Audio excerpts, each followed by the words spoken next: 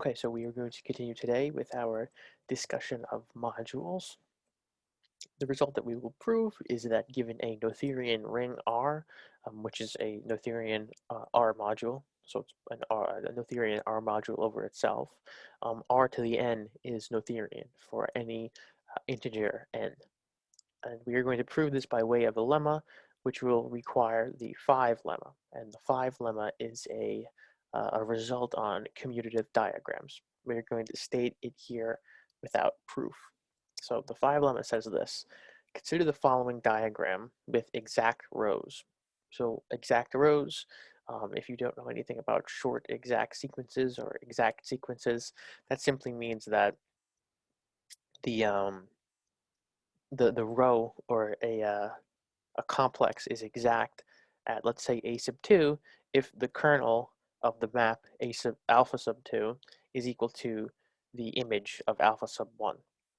So these rows are exact. That means that the kernel of alpha sub 2 is equal to the image of alpha sub 1. That means it's exact at a2. We're exact at a1 trivially.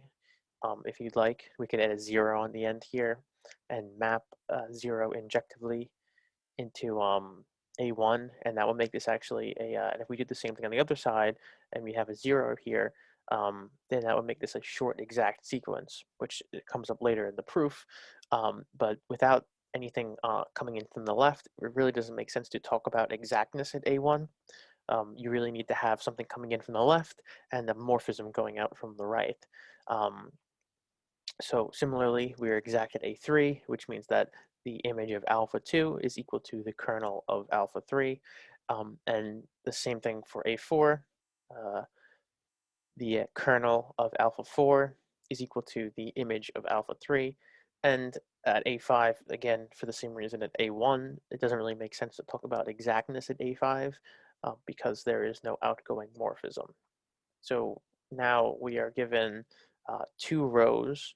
Both of these rows are given to be exact, and then we have morphisms between the rows.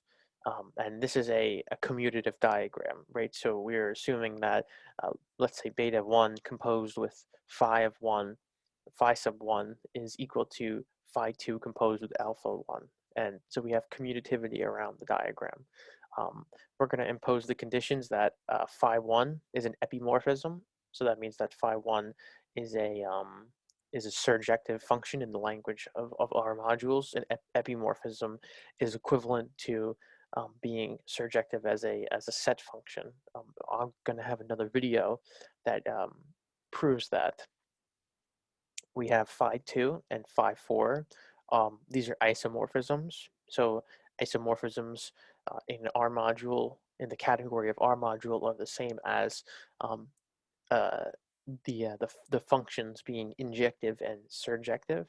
And we have phi 5 is a monomorphism. And a monomorphism is akin to an injective function in the category of R modules. The result says that then phi 3 is an isomorphism. Now we can do a proof of this. Um, it's very long-winded. It's called diagram chasing. And essentially it boils down to showing that phi 3 is both an epimorphism and monomorphism by chasing elements around the diagram and going through different stages and things like that. It's tedious and long-winded, and this requires its own video all by itself to really fully explain the methodology of the proof, but it's very powerful.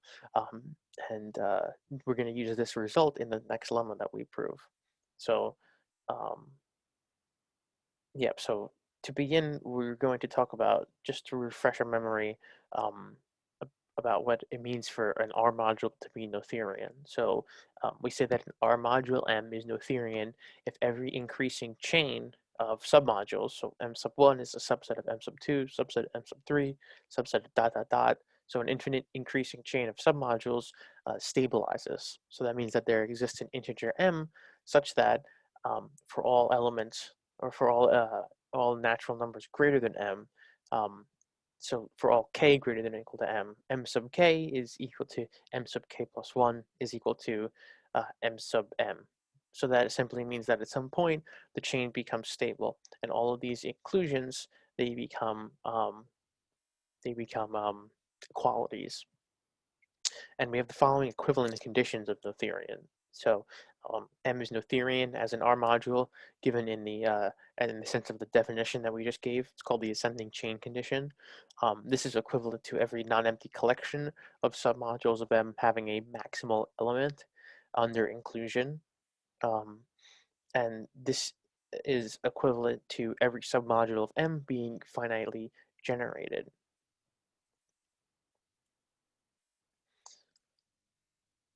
So now the lemma that we're going to prove that R to the n is Noetherian when R is a Noetherian as a Noetherian ring, or as a Noetherian R module over itself, we're going to consider the short exact sequence.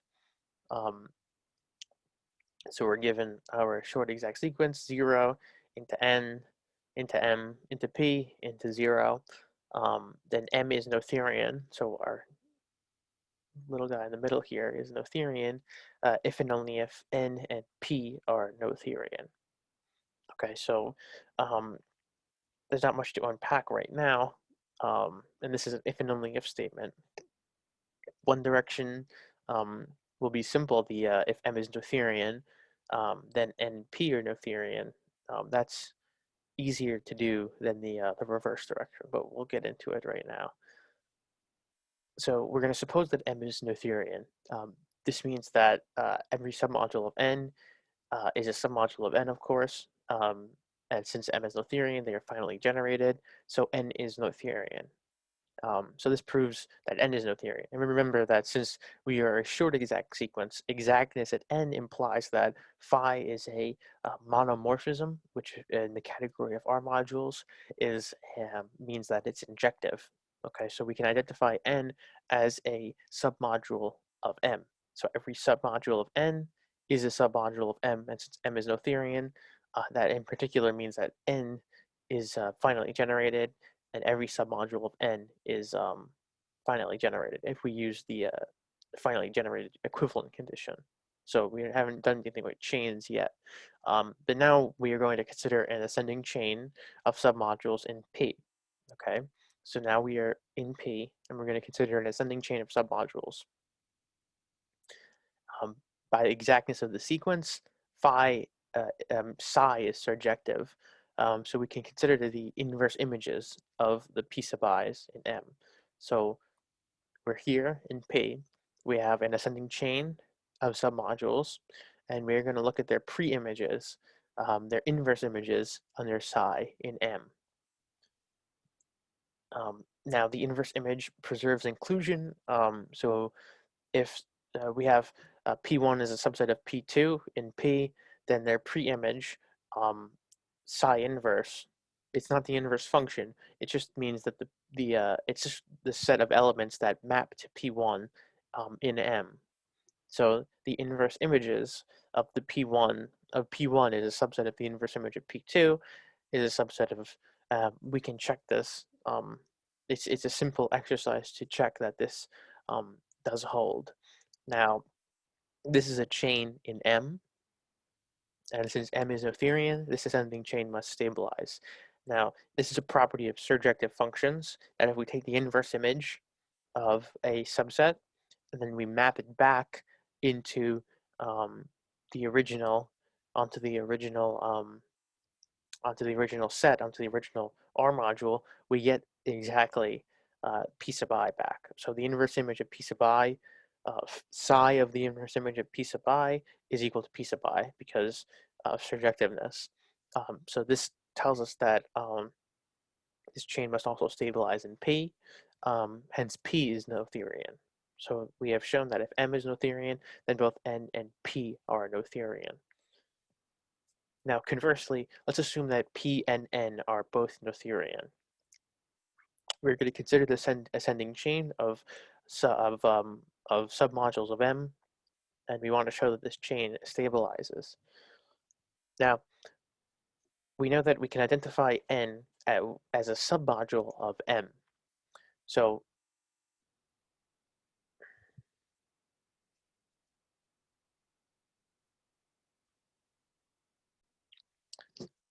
So we know that we can identify um, n as a submodule of M.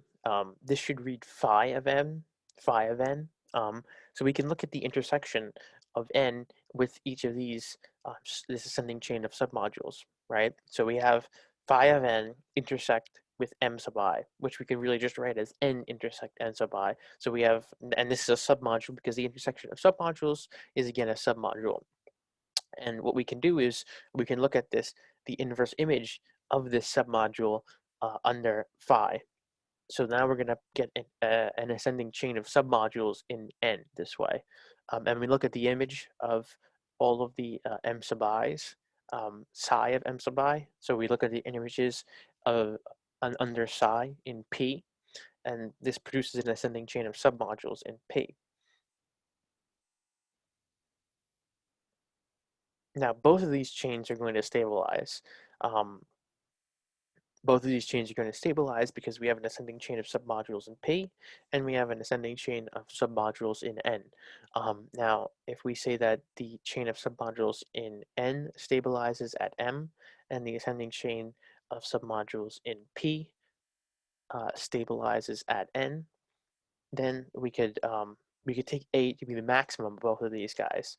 So A is going to be the maximum of M and N, so that for all I greater than or equal to A, both chains are stable. Now we can produce a new diagram. This is where the 5 lemma comes from, or comes in.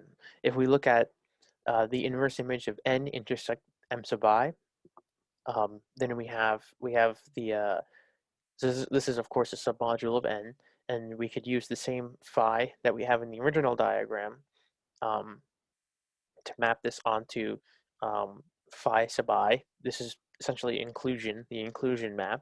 It's an injective map because phi, or the original phi, was also injective. Then we have psi over here, which is a it's a surjective map by exactness at P over here, and this is a submodule of P, so this works out well. Um, and we produce this diagram, and this is a commutative diagram.